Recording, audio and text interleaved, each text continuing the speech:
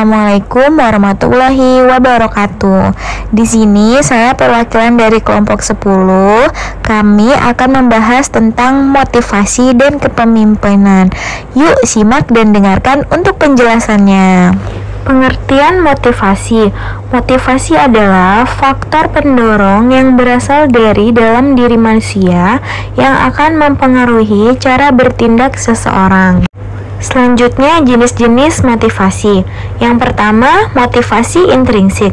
Motivasi intrinsik merupakan motivasi yang timbul dari dalam diri yang bersangkutan tanpa adanya rangsangan atau bantuan dari orang lain. Lalu ada motivasi ekstrinsik, di mana motivasi ini timbul karena adanya rangsangan atau bantuan dari orang lain. Lalu ada ciri-ciri motivasi, yaitu orang ini tekun dalam menghadapi tugas atau dapat bekerja secara terus-menerus dalam waktu yang lama. Yang kedua, orang ini tidak mudah bosan dan mereka juga rutin mengerjakan tugas-tugas yang ada. Lalu yang ketiga, orang ini ulet. Mereka ulet dalam menghadapi kesulitan dan tidak mudah putus asa. Lalu tidak cepat puas atas prestasi yang diperolehnya juga. Lalu selanjutnya, orang ini juga tidak mudah melepas apa yang diyakini. Lalu mereka juga senang mencari dan memecahkan suatu masalah. Yang terakhir, orang ini lebih suka bekerja sendirian dan tidak bergantung kepada orang lain. Baik, untuk pembahasan selanjutnya yaitu tentang unsur-unsur motivasi. Yang pertama itu ada kebutuhan atau need. Kebutuhan bisa menjadi pendorong atau motivasi sehingga perilakunya mengarah pada tercapainya suatu tujuan berdasarkan kebutuhan tersebut. Jadi kebutuhan itu bisa menjadi suatu pendorong ya bagi kita ketika akan melakukan sesuatu itu. Kalau didasari dengan adanya kebutuhan itu biasanya kita akan lebih cepat mengerjakannya karena memang kita itu butuh terhadap yang akan kita kerjakan tersebut. Terus yang kedua itu adanya dorongan, drive. Dorongan itu menyebabkan mengapa seseorang berusaha mencapai tujuan-tujuan secara sadar maupun tidak sadar. Dorongan pun itu ada dua jenis ya. Yang pertama itu bisa dorongan dari luar atau dorongan dari dalam diri kita sendiri. Contohnya dari lingkungan, dari teman kerja, teman kelas, atau yang lain-lainnya. Kemudian ada tujuan atau goals. Tujuan yaitu suatu yang ingin dicapai yang berada di luar diri individu dan bisa diartikan sebagai suatu arah yang dikehendaki. Jadi kita itu kalau mengerjakan sesuatu itu pasti kan punya tujuan ya. Nah, ketika kita mempunyai tujuan yang kuat itu kita mengerjakannya itu bisa lebih bersungguh-sungguh. Kemudian untuk pembahasan berikutnya yaitu teori motivasi. Ada 3 teori yang kita ambil di sini, yaitu yang pertama teori kebutuhan. Teori kebutuhan ini menyatakan bahwa setiap orang yang memiliki kebutuhan yang berbeda-beda dan termotivasi ketika kebutuhannya terpenuhi, dari yang paling rendah hingga yang paling tertinggi. Jadi kebutuhan tiap orang itu berbeda-beda ya, ada yang mungkin butuhnya segini, ada yang butuhnya segitu, seperti itu. Kemudian untuk selanjutnya ada teori ERG Alderfer, yaitu kekuatan keinginan memuaskan kebutuhan yang lebih tinggi semakin besar apabila kebutuhan yang lebih rendah telah terpuaskan. Jadi menurut teori ini yaitu ketika kebutuhan yang lebih dasar atau lebih sedikit itu kita udah bisa memenuhinya, kita secara tidak langsung itu bisa tertantang buat mencoba. Ketiga itu ada teori harapan. Teori harapan dikembangkan oleh Viktor Fromm yang menjelaskan bahwa kekuatan dari suatu kecenderungan untuk bertindak dalam cara tertentu tergantung pada kekuatan dari suatu harapan, bahwa tindakan tersebut akan diikuti dengan hasil yang ada pada daya tarik dan hasil itu terhadap individu tersebut. Kemudian untuk pembahasan berikutnya yaitu fungsi motivasi. Di sini ada 3 fungsi motivasi ya. Yang pertama, motivasi sebagai pengarah dan pengatur tingkah laku individu. Tingkah laku individu dikatakan mempunyai motif jika bergerak menuju ke arah tertentu. Suatu tingkah laku dapat dikatakan sebagai motif jika mempunyai tujuan, mengandung ketekunan, dan kegigihan dalam bertindak. Yang kedua ada motivasi sebagai penyeleksi tingkah laku individu. Motif yang terdapat dalam diri individu membuat individu yang bersangkutan bertindak secara terarah kepada suatu tujuan yang dipilih dan dikehendaki oleh individu. Yang ketiga, motivasi sebagai pemberi energi dan pengendali tingkah laku individu. Sudah dijelaskan di atas bahwa motif merupakan daya dorong dan meningkatkan energi seseorang sehingga terjadi perbuatan yang tampak. Kepemimpinan. Pengertian kepemimpinan menurut Terry Hoyt dalam Kartono 2003. Kepemimpinan adalah kegiatan atau seni mempengaruhi orang lain agar mau bekerja sama yang didasarkan pada kemampuan orang tersebut untuk membimbing orang lain dalam mencapai tujuan-tujuan yang diinginkan kelompok. Selanjutnya, peranan kepemimpinan dibagi menjadi 3. 1. Memberikan atau menyajikan berbagai pengertian understanding mengenai berbagai hal yang berkaitan dengan masalah-masalah kepemimpinan.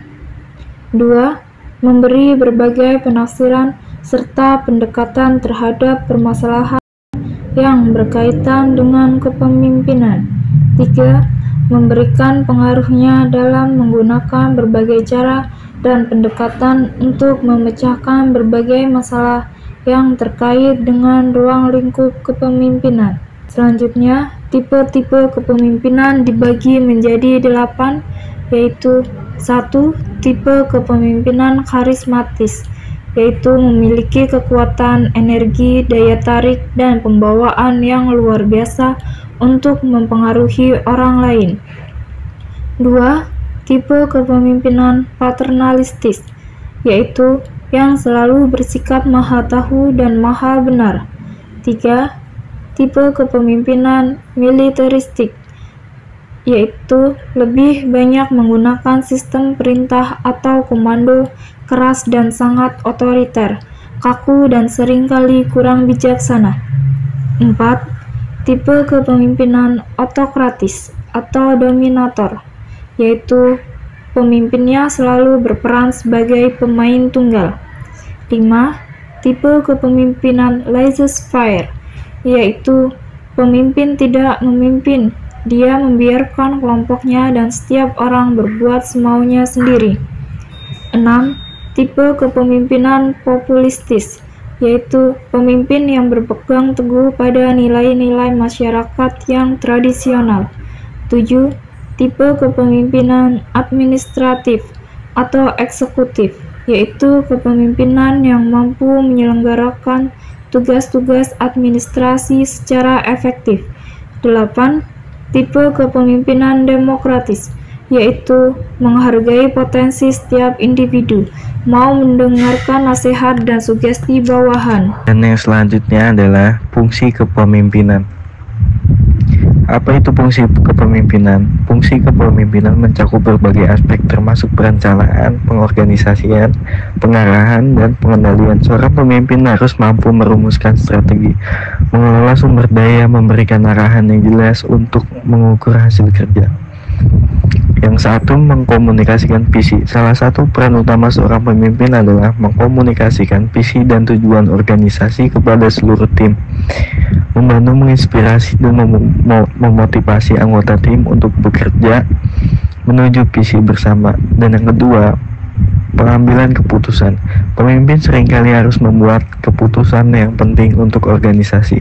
Ini mencakup mengidentifikasi masalah, mengumpulkan informasi yang diperlukan, dan memilih tindakan yang paling tepat. 3. Pengorganisasian. Fungsi penting lainnya adalah mengatur sumber daya, tugas, dan tanggung jawab dalam organisasi. Pemimpin harus merencanakan, mengkoordinasikan dan mengawasi aktivitas tim agar mencapai tujuan dengan efisien. Yang keempat, mengukur kerja. Pemimpin harus mampu mengukur kerja individu dan tim serta memberikan umpan balik yang bermanfaat. Ini membantu dalam mengidentifikasi kekuatan dan kelemahan serta memberikan arahan untuk perbaikan. 5. Mengelola konflik. Pemimpin seringkali harus mengatasi konflik di antara anggota tim. Tujuan dalam hal ini adalah untuk menjaga harmoni, memastikan bahwa konflik tidak mengganggu produktivitas. Dan yang selanjutnya, teori kepemimpinan. Apa saja teori kepemimpinan? Teori kepemimpinan mencoba untuk menjelaskan fenomena kepemimpinan melalui berbagai pendekatan. Berikut adalah penjelasan tentang teori kepemimpinan yang disebutkan. Yang pertama, Great Man Theory, teori orang hebat. Teori ini berasumsi bahwa pemimpin yang luar biasa lahir dengan sifat-sifat khusus yang membuat mereka menjadi pemimpin yang sukses. Dalam teori ini, kepemimpinan dianggap sebagai bakat bawaan dan hanya memiliki oleh individu yang istimewa. Teori ini pertama kali muncul pada abad ke-19 dan telah banyak dikritik karena tidak mempertimbangkan peran penting pengalaman, pelatihan, dan lingkungan dalam mengembangkan pemimpin yang efektif. Yang kedua adalah teori traits theory, teori sifat kepribadian. Teori ini mengasumsikan bahwa pemimpin yang efektif memiliki sifat kepribadian tertentu, serta kecerdasan, karisma, integritas, dan kemampuan komunikasi yang baik. Menurut teori ini, individu yang memiliki sifat-sifat ini cenderung menjadi pemimpin yang sukses. Meskipun teori ini memberikan wawasan tentang karakteristik yang penting bagi pemimpin, beberapa kritikus berpendapat bahwa tidak ada daftar sifat yang bersifat universal untuk setiap pemimpin. Yang ketiga, contingency theory, teori kontingensi. Teori kontingensi berpendapat bahwa tidak ada gaya kepemimpinan yang paling baik dalam semua situasi. Kepemimpinan yang efektif tergantung pada situasi dan kondisi tertentu.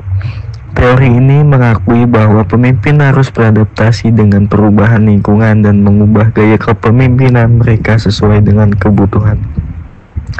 Yang keempat, teori gaya dan perilaku. Teori ini menekankan bahwa pemimpin yang bersifat tidak lahir tetapi dibentuk melalui pengembangan keterampilan, kepemimpinan, dan perilaku yang tepat. Ini melibatkan fokus pada tindakan seorang pemimpin daripada sifat atau karakter bawaan. Teori ini menekankan bahwa pemimpin dapat belajar untuk menjadi lebih efektif melalui pelatihan dan pengalaman. Yang kelima, behavioral theories, teori perilaku. Teori ini menekankan bahwa kepemimpinan yang sukses tergantung pada perilaku yang dapat dipelajari daripada karakteristik mental atau fisik tertentu. Teori ini mendapat bahwa pemimpin yang efektif adalah mereka yang mengadopsi perilaku mendukung pencapaian tujuan organisasi. Perilaku ini dapat diajarkan, dipelajari, dan ditingkatkan melalui pengalaman dan pelatihan. Secara keseluruhan, teori kepemimpinan menciptakan dasar pemahaman yang beragam tentang apa yang membuat seseorang menjadi pemimpin yang efektif. Sementara beberapa teori lebih berfokus pada sifat atau karakteristik individu yang lain, menekankan adaptabilitas pemimpin dalam menghadapi berbagai situasi dan kondisi. Kombinasi elemen-elemen ini dapat membentuk pandangan yang lebih komprehensif tentang kepemimpinan yang sukses. Dan yang selanjutnya, tujuan kepemimpinan. Apa itu tujuan kepemimpinan? Tujuan utama kepemimpinan adalah mencapai visi dan tujuan organisasi. Namun, kepemimpinan juga memiliki aspek-aspek lain seperti mengembangkan tim, meningkatkan motivasi, dan menciptakan lingkungan kerja yang produktif. Yang pertama, menginspirasi dan mengarahkan. Salah satu tujuan penting kepemimpinan adalah menginspirasi anggota tim. dan mengarahkan mereka menuju pencapaian tujuan yang telah ditetapkan. Pemimpin harus mampu memberikan arah dan motivasi yang diperlukan. Yang kedua, menghadapi perubahan. Dalam lingkungan bisnis yang dinamis, pemimpin harus mampu mengelola perubahan. Ini termasuk merencanakan dan mengimplementasikan perubahan yang diperlukan untuk menjawab tantangan dan peluang baru. Yang ketiga, pengembangan tim. Kepemimpinan juga berperan dalam mengembangkan potensi anggota tim. Pemimpin harus memberikan pelatihan, dukungan, dan kesempatan bagi anggota tim untuk tumbuh dan berkembang. Yang keempat, meningkatkan produktivitas. Seorang pemimpin yang efektif akan berusaha menciptakan lingkungan kerja yang produktif. Ini termasuk mengidentifikasi dan mengatasi hambatan-hambatan yang menghambat kinerja tim. Nah, untuk kesimpulan akhirnya yang sudah dijelaskan oleh teman-teman saya, di mana di dunia pekerjaan itu memadukan strategi motivasi dengan kepemimpinan yang efektif adalah kunci untuk mencapai tujuan organisasi. Di mana pemimpin yang mampu memotivasi karyawan tidak hanya akan meningkatkan produktivitas, tetapi juga menciptakan lingkungan kerja yang harmonis dan berkelanjutan. Assalamualaikum warahmatullahi wabarakatuh.